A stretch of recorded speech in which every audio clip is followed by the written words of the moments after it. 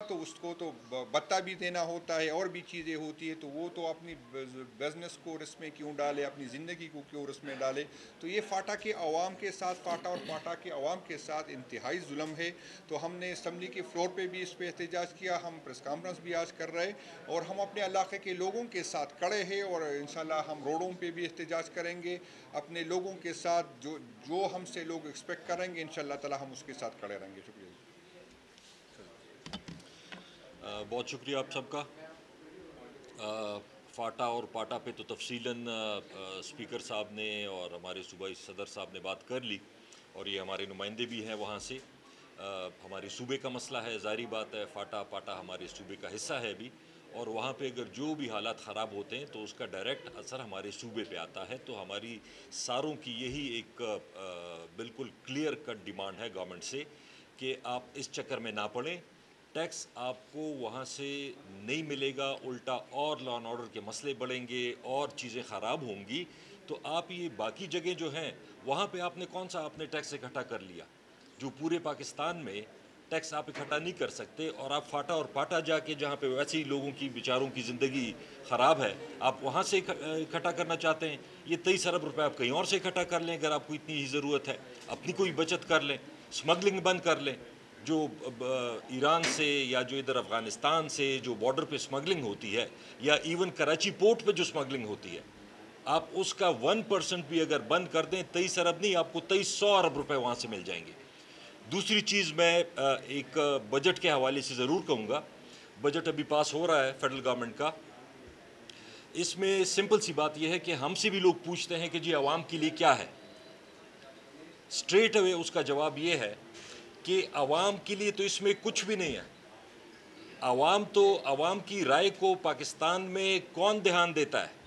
अगर आवाम की राय की हैसियत होती तो ये 90% जो यहाँ पे इलेक्टेड बैठे हुए हैं 47 वाले, ये यहाँ पे ना बैठे होते। ये तो सेलेक्टेड हैं, ये तो हारे हुए लोग हैं, और इनको भी पता ये हारे हुए हैं, इनको लोगों ने वोट ही नहीं दिया, तो उनको फिर लोगों की क्या परवाह है। दूसरी बात, जो हम इनकी बातें सुनते हैं कि जी बड़ी तरक्की हो रही है, बहुत दूध और शहद की नहरें बह रही हैं और आवाम खुश हैं, बेरोज़गारी कम हो गई है, महंगाई कम हो गई है, ये तो हमें समझ नहीं आती कि ये कौन से मुल्क की बात कर रहे हैं। ये पाकिस्तान की बात कर रहे हैं या किसी और मुल्क की बात कर रहे हैं या अपनी बात कर रहे हैं। अपने तो इनके हालात ठीक हैं, बाहर जाके ज़रा लोगों से पूछें, बिजली के बिल का सिर्फ पूछ लें। इन गर्मियों में हमारे सूबे में, ये हमारे सारे एमएनएस खड़े हैं, इनके एरिया से पूछ लें, 12, 14 घंटे, 15 घंटे, 16 घंटे, 18 घंटे लोड शेडिंग होती है। इस गर्मी में आप सोच सकते हैं, बच्चे, बीमार, बूढ़े, और लोड शेडिंग कि जी यहाँ पे चोरी होती है। मैंने उस दिन भी मिनिस्टर साहब को कहा कि अगर चोरी होती है, आपका इदारा है पेस्को, वापडा, आपके लोग तरीके सिखाते हैं लोगों को चोरी करने के, वो साथ मिले होते हैं, पहले उनको तो फारिग करें, फिर आप लोगों से बिल लें। दूसरी बात कि जो बिजली का रेट है 70 रुपये, 80 रुपये यूनिट, गरीब आदमी कहाँ से दे? जो बिल देना भी चाहता है, एक आदमी की 40-50 हज़ार रुपये तनख्वाह है, आप उसे 15-20 हज़ार रुपये का बिल भेज देते हैं, वो बच्चों को क्या खिलाएगा, वो फीस कहाँ से देगा, वो इलाज कहाँ से कराएगा। तो आज भी बजट पे मैंने ये बोला कि एनर्जी के हवाले से कोई पॉलिसी नहीं है, कि ये जो आपने गलत एग्रीमेंट्स किए हुए हैं, जिसकी वजह से आपको कैपेसिटी टैक्स में अरबों नहीं खरबों रुपए देने पड़ते हैं, 7,000 मेगावाट ज़्यादा है, क्यों आपने गलत एग्रीमेंट किए?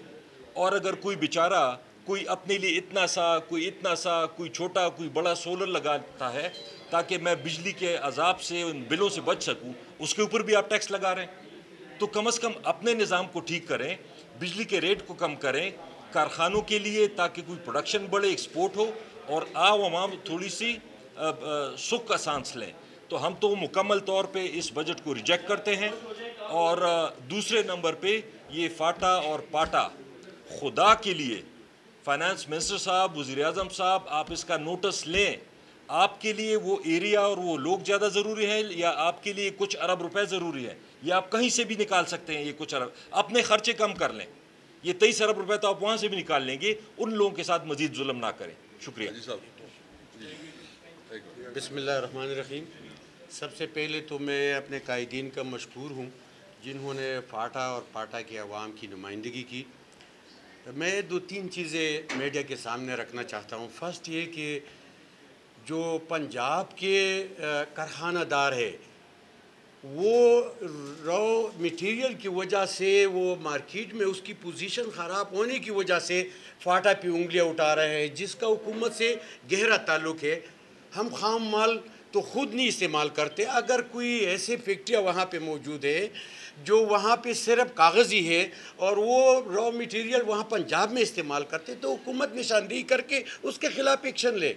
जो जनरल टैक्स लगा रहे हैं आवाम पे, उससे हम कबाइल जो न कपड़े हैं, न पहने को कुछ है, न खाने को कुछ है, न मकान है, और अब भी वहाँ पे ऑपरेशन जारी है और हम कई सालों से जलोज़ो दिगर रिलीफ कैंपों में पड़े हैं। लिहाजा कौन सा तुक बनता है कि हम पे टैक्स लगाए। और जो चीज़ यहाँ पे इस्लामाबाद में अगर 200 का पेट्रोल मिलता है लीटर, वो हम वहाँ पे 350 में ले रहे हैं। जो शुगर यहाँ पे 100 रुपये का है, वहाँ पे 200 में हम ले रहे हैं। चूँकि हालात ख़राब होने की वजह से, मिलिटेंसी की वजह से वहाँ पे सब चीज़ें यहाँ से डबल महंगी है। लिहाजा मैं अपील करता हूँ कि अगर हुकूमत ये जुल्म व जबर हमारे साथ करते हैं, एक तरफ ऑपरेशन, दूसरी तरफ नकल मकानी, और तीसरी हम पे टैक्स भी लगाना चाहते हैं, तो ये जुल्म बर्दाश्त हम नहीं कर सकते। लिहाजा मैं अपील करता हूँ कि जो एग्रीमेंट हुआ है सरताज अजीज़ के रिकमेंडेशन में, वो पढ़े दे के अगर उसको वो काबिल कबूल नहीं है तो फिर रेफरेंडम के लिए तैयार हो जाए कि हम अपना फैसला कर सके कि ये जुल्म व जबर हमें किसी सूरत कबूल नहीं है। हुकूमत हमारे साथ बैठ जाए, चूँकि एग्रीमेंट करते हैं फिर वो मानते नहीं है। लिहाजा कबाइल बेसर सामानी की हालत है। रेफरेंडम में जिस तरह हमने पहले फैसला किया था कि हम पाकिस्तान के साथ शामिल होना चाहते हैं, हम जम होना चाहते हैं, लिहाजा हम अपने स्टेटस का फैसला करेंगे कि इस सूरत में हमने क्या फैसला करना है। अगर हुकूमत ये जुल्म व जबर करना चाहते हैं तो हमें भी फिर इख्तियार है, चूँकि बाज़ इलाके इस तरह हैं ये पाटा में कि वो अभी तक शामिल भी नहीं हुए, उसका एग्रीमेंट भी नहीं हुआ। लिहाजा ये जुल्म व जबर ये मुनसिफाना नहीं है, इसमें इंसाफ नहीं है। कबाइली आवाम तो रो रहे हैं, वहाँ पे ड्रोन अटैक हो रहे हैं, वहाँ पे ऑपरेशन जारी है। वहाँ पे पहले अमेरिका ड्रोन अटैक करते थे, अभी हम सिक्योरिटी फोर्सेस कर रहे हैं। लिहाजा जो रॉ मटेरियल है वो उसके लिए एक मैकेनिज़्म बनाए, निशानदेही करे।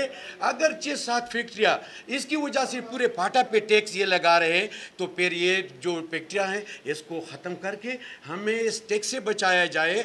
बाजौल में फैक्ट्रियाँ नहीं है, वज़ीरिस्तान में फैक्ट्रियाँ नहीं है, कुरम में फैक्ट्रियाँ नहीं है, सिर्फ चंद फैक्ट्रियाँ ये मलाकंड में है और चंद फैक्ट्रियाँ ये खैबर ज़िला खैबर में है, बाकी किसी ज़िले में ये फैक्ट्रियाँ नहीं है। तो टैक्स का ये जवाब कहाँ से बनता है। लिहाजा हम अपील करते हैं कि कबाइली आवाम गुज़श्ता कई सालों से पहले FCR के ज़ेर साया रह कर वो तबाह हो चुके हैं, अब ये जुल्म व जबर शुरू है। लिहाजा हमारा साथ दीजिए और टैक्स जो लगा है उसको टोटली हम मुस्तरद करते हैं। बिस्मिल्लाहिर्रहमानिर्रहीम। सबसे पहले तो आप सब लोगों का शुक्रिया। मैं अपने कायदीन का, पाकिस्तान तहरीक इंसाफ के जितने भी हमारे कायदीन इस वक्त इधर है और असम्बली में बैठे हैं, हम उनके मशकूर है कि मलाकन डिवीज़न पर, फाटा और पाटा पर टैक्स का जो निफाज किया गया है, ओवरऑल हम इस बजट को मुस्तरद करते हैं, क्योंकि इसमें आवाम के लिए कुछ भी नहीं है, आवाम के रिलीफ के लिए इसमें कुछ भी नहीं रखा गया है। उल्टा हमारे फाटा और पाटा जिसमें मलाकन डिवीज़न जिसकी हम नुमाइंदगी करते हैं, जुनैद अकबर साहब ने भी आज और हम सब ने असम्बली के फ्लोर पर भी इसकी मुखालिफत की है, कट मोशन में भी हमने इस पर बात की है, हमने आज अमेंडमेंट्स भी लाए थे। बदकिस्मती से फाइनेंस बिल में हम अमेंडमेंट्स भी लाए थे, लेकिन ज़ाहिरी बात है कि फॉर्म 47 के जो जाली MNS इधर आए हुए हैं उनकी आददी बर्तरी की वजह से वो रिजेक्ट हो रहे हैं। हम मुतालिबा करते हैं फेडरल गवर्नमेंट से कि जी टैक्स का जो निफाज किया गया है उसको वापस लिया जाए। हम ये नहीं है कि हम टैक्स देने के लिए तैयार नहीं है, लेकिन जो फैसिलिटीज़ इस्लामाबाद में, जो फैसिलिटीज़ पेशावर में, जो फैसिलिटीज़ लाहौर और कराची में पाकिस्तान